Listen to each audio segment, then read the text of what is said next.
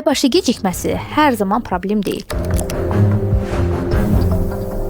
Bu pozuntular tez-tez baş verirsə, bu bədəninizin hormonal balansının pozulması əlamətidir. Döyəcəyiniz ilk qapı endokrinoloq olmalıdır.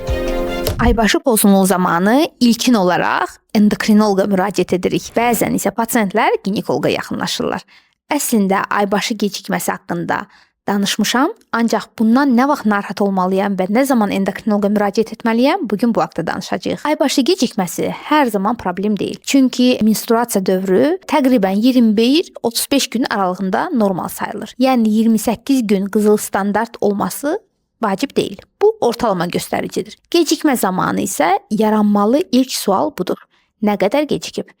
Əgər 1-7 gün ərzində gecikmə varsa, bu çox zaman stressə, yuxuya, səyahətə, qanda baş verən hormonal dalğalanmaya bağlı ola bilər və bu normal sayıla bilər.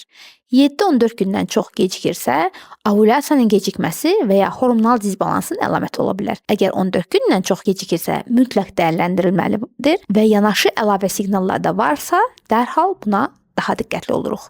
Məsələn, güclü ağrımsı varsa və ya çox az, həddən artıq çox qanlama varsa, sonsuz sayda gecikmələr olursa, saç tökülmələri varsa, çəki artımı varsa, yanaşı dəridə akne varsa, tüklənmə problemimiz varsa, bu zamanda mütləq endokrinoloq konsultasiyası vacibdir. Bunlar tiroid hormonu, polikistik yumurtaqlar sindromu, prolaktin yüksəkliyi, stres hormonlarına bağlı dəyişikliklər ola bilər. Və bir şeyi düşünməniz lazımdır ki, gecikmə problem deyil.